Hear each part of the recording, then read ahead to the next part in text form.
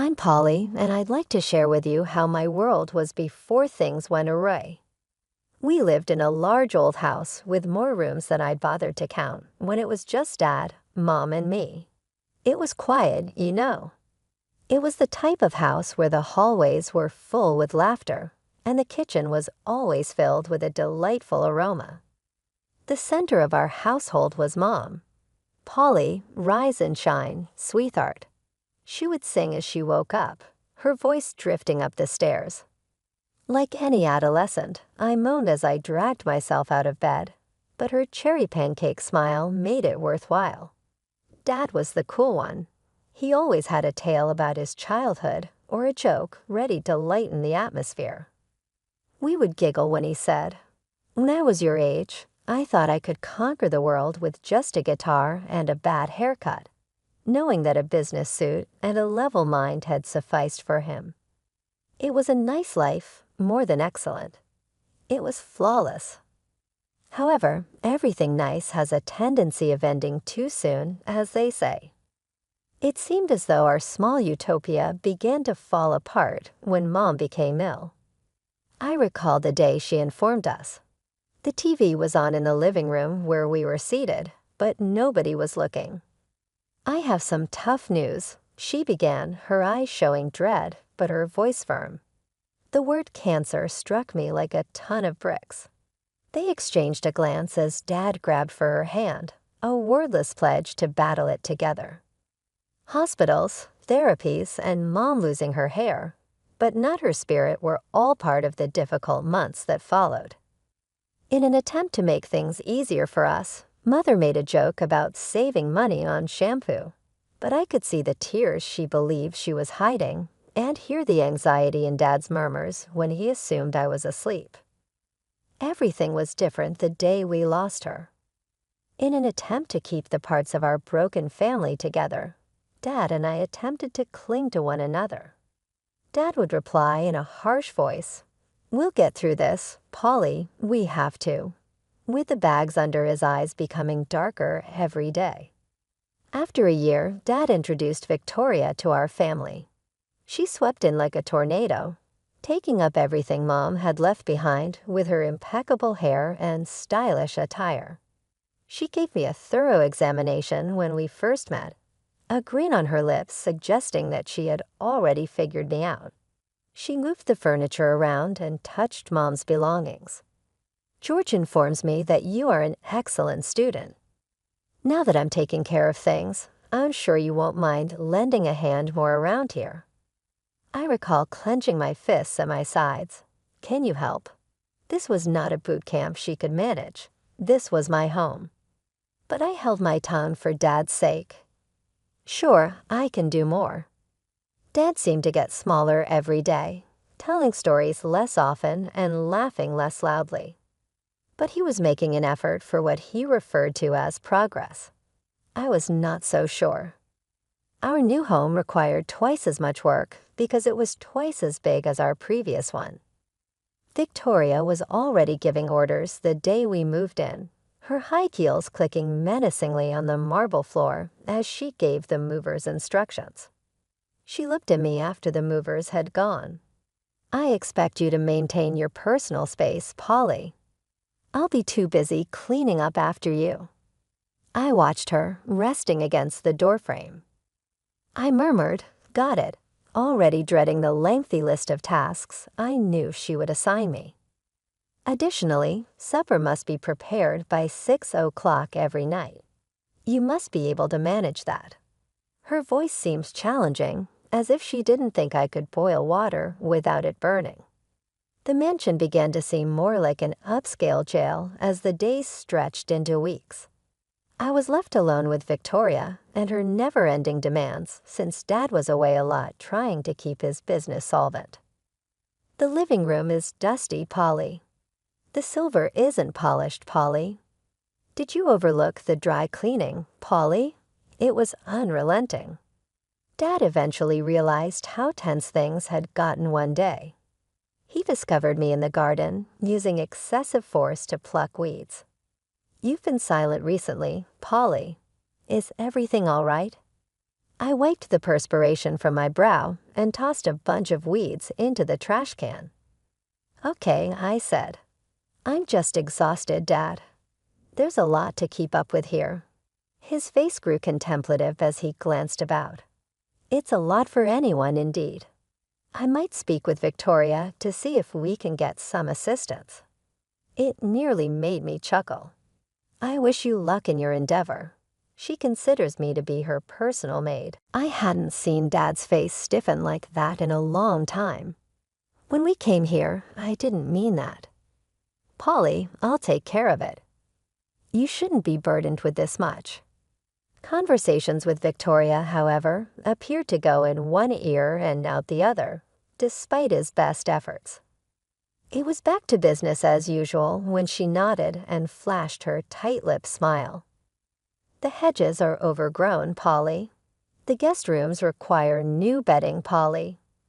Trying to live up to her expectations was difficult, but it also made me obstinate. I refused to allow her to shatter me. I kept my head down, completed the job, and tallied the days until I could head off to college. What kept me going was the idea of leaving, of having my own place where no one could tell me when to put supper on the table or how to sweep the floor. Finally, the day came. I was off to a place where my stepmother's voice couldn't reach me, a city miles away where I could start fresh. I packed up early that morning, each suitcase feeling like a brick in the new foundation I was laying for myself. Dad came out to see me off, his face trying to smile, but I could tell he was torn up about it. "Polly, are you sure you've got everything you need?" Dad asked, looking over the pile of bags and boxes. "And you'll call if you need anything, remember. The money for your rent and books. It'll be in your account. Check it when you get there." "Dad, relax. I'll be fine. I'm just going to college, not Mars." I was trying to keep it light, to make this easier for him, but my own heart was hammering in my chest. The freedom of living alone was everything I thought it would be and more. My apartment was small, but it was mine. No one to tell me to clean up, no one to report to, just my own space. My classes were tough, but I was tougher. I was determined to make the most out of this opportunity, studying hard and keeping my grades up. It wasn't long before I realized that living on a tight budget wasn't as easy as I thought it would be. Money was always on my mind. I didn't go out much. I didn't see the point in blowing cash on parties when I had a goal in mind. Instead, I picked up a part-time job at a local cafe. It wasn't glamorous, but it was income, and every little bit helped. One evening, my coworker Mike caught me counting my tips for the third time. He leaned against the counter, a smirk on his face. "What, you trying to make those bills multiplied by staring at them?" I rolled my eyes, shoving the cash into my wallet, just making sure I got everything. Budgeting isn't exactly a thrill. Mike laughed, pulling off his apron as he prepared to close up. "You know you could ease up a bit. Come out with us tonight. We're just grabbing a drink to unwind."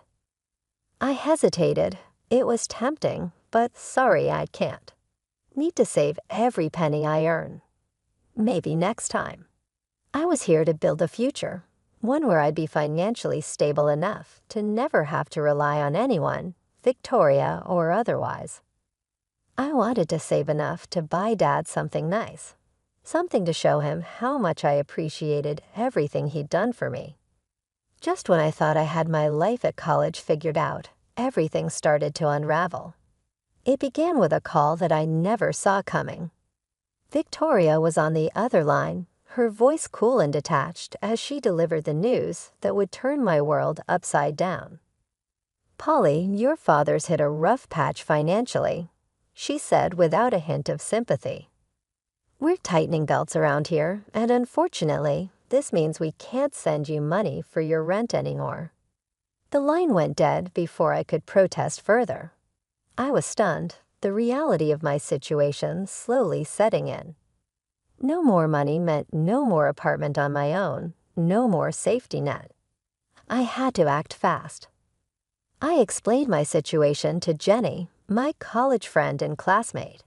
She was as kind-hearted as they come, always ready to lend a hand or an ear, whichever you needed more. Polly, that's awful. Look, why don't you move in with me? We could split the rent, and it'll be cheaper for both of us, she offered while we were studying in the library. Moving in with Jenny was a breath of fresh air during a suffocating time. We shared costs, which made life somewhat more manageable. But just as I was adjusting to this new normal, another blow came. 6 months later, Victoria messaged me on a social network. This time, no more money for tuition either. Your father's situation hasn't improved. You need to stand on your own now. Reading those words, I felt a mix of anger and despair. My savings were meager at best, eaten away by bills and necessities. I tightened my budget even further, cutting down on everything non-essential, especially food. Meals became smaller, more about sustenance than enjoyment, and my clothes started hanging looser on my frame. One evening, Jenny knocked on my door, her arms laden with grocery bags. She must have noticed my weight loss. Hey, I picked up some extra stuff. Made too much dinner too. You should come eat with us. I peeked out, seeing the warm light and smelling the food from the kitchen. My stomach growled, but I shook my head. Thanks, Jen, but I can't. I need to save every penny. I've got to pay for tuition somehow. Jenny frowned, setting her jaw stubbornly. Polly, you need to eat, and you're not paying for this. Okay, it's just leftovers. I wanted to argue, to maintain that thread of independence I was clinging to, but another growl from my stomach betrayed me. Okay, maybe just a little. Thanks, Jen. As the semester wore on, I threw myself into my studies with even more fervor, if that was possible. The only way out of this financial mess was through scholarships, and I wasn't about to let anything jeopardize that. Jenny often tried to coax me into taking breaks, coming to parties, or just hanging out with friends. Polly, come on, you can't study all the time. Come out with us tonight. It'll be fun, and you need a break. I always had the same answer. I can't, Jen. I really need to ace these exams. But you're always working or studying. When do you ever relax? Jenny protested, her concern evident. Relaxing doesn't pay the bills, I replied curtly, my eyes never leaving my books. As the pressure mounted, my body began to feel the strain.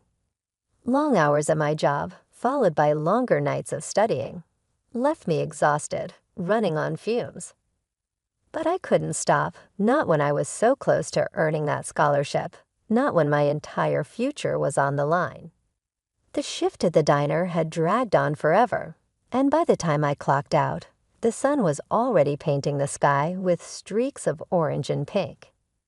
Exhausted didn't even begin to cover how I felt, but classes waited for no one, and I had a midterm to prepare for. Dragging my feet to my apartment, I planned to grab a quick shower and head straight to campus. However, as I reached for my keys, a wave of dizziness washed over me. The world spun wildly, and the ground seemed to rush up to meet me. The last thing I remembered was the cold pavement against my cheek, then darkness. I woke up with a start, the sterile smell of antiseptic flooding my senses.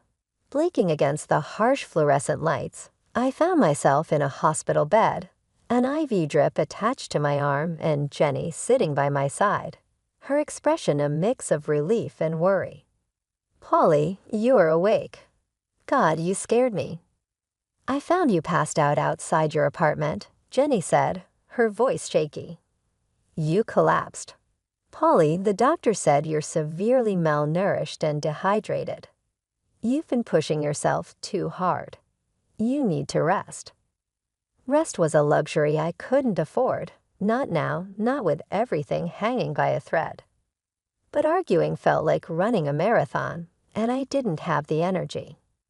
After a couple of days under observation, I was discharged with strict instructions to take it easy.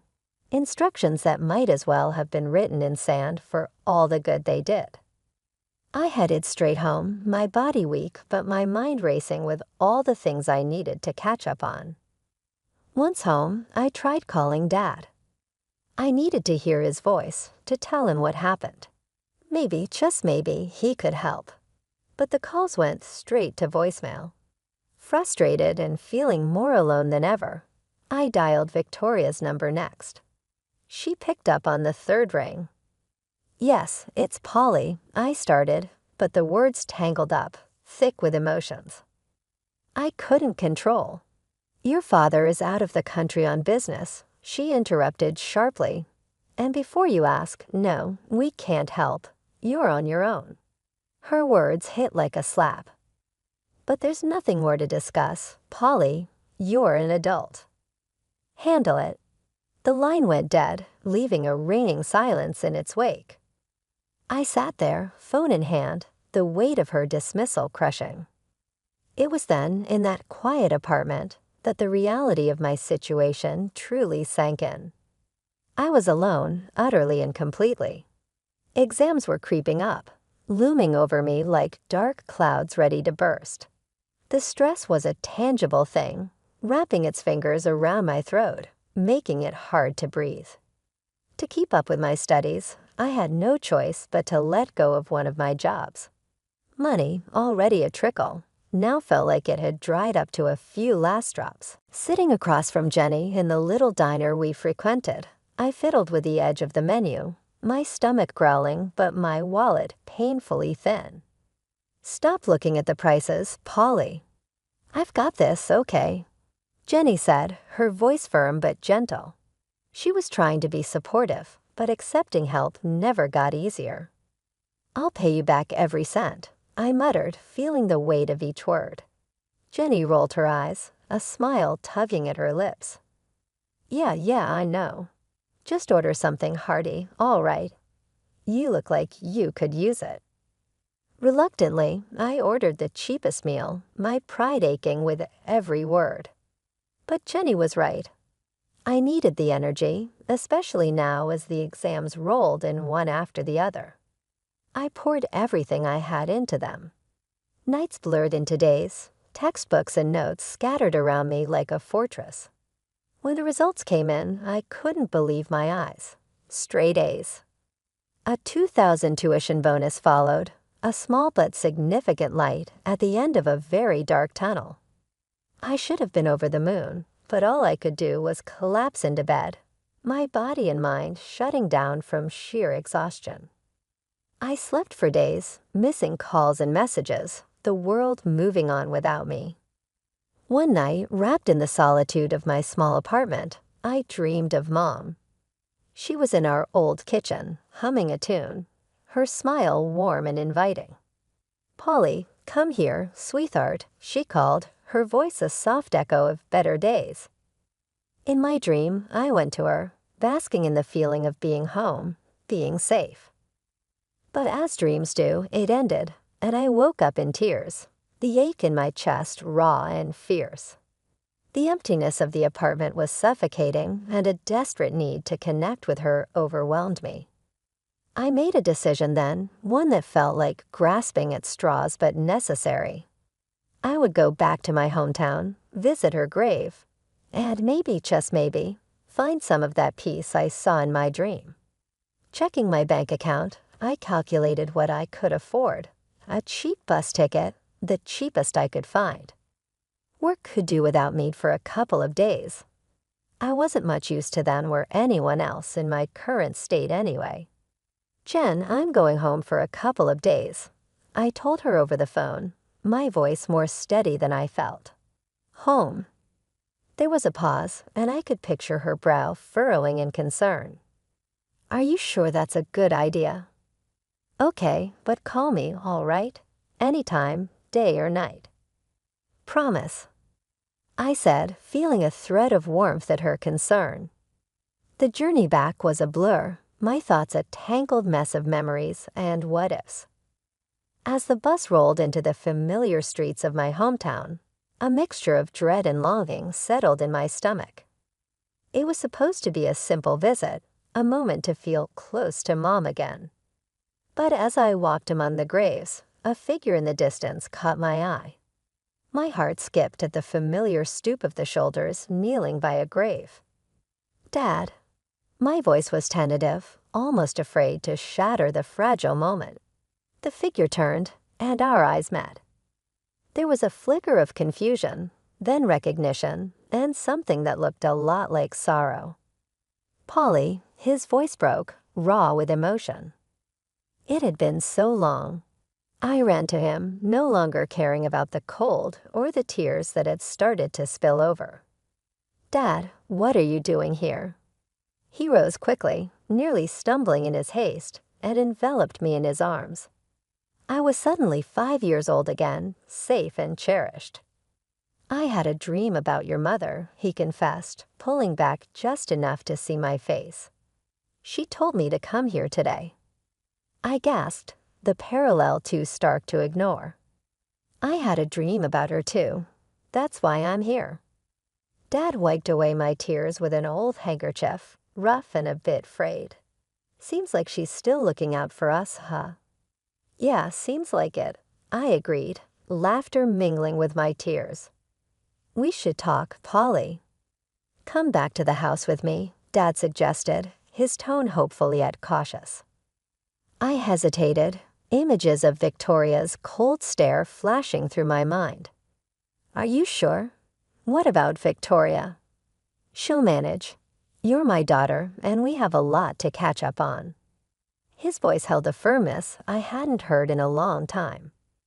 The ride to the house was filled with an awkward yet comforting silence. When we arrived, Victoria was in the front yard, pruning roses with sharp snips that seemed to echo her mood. "Polly, what are you doing here?" She stood up straight, her eyes narrowing as she took in my presence. I stepped forward, bolstered by Dad's presence. "I came to see Dad. We have some things to talk about."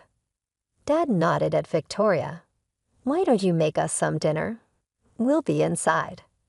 Her mouth tightened, but she nodded stiffly and headed inside. Dad led me into the living room, a space that once felt warm but now seemed curated for appearance rather than comfort.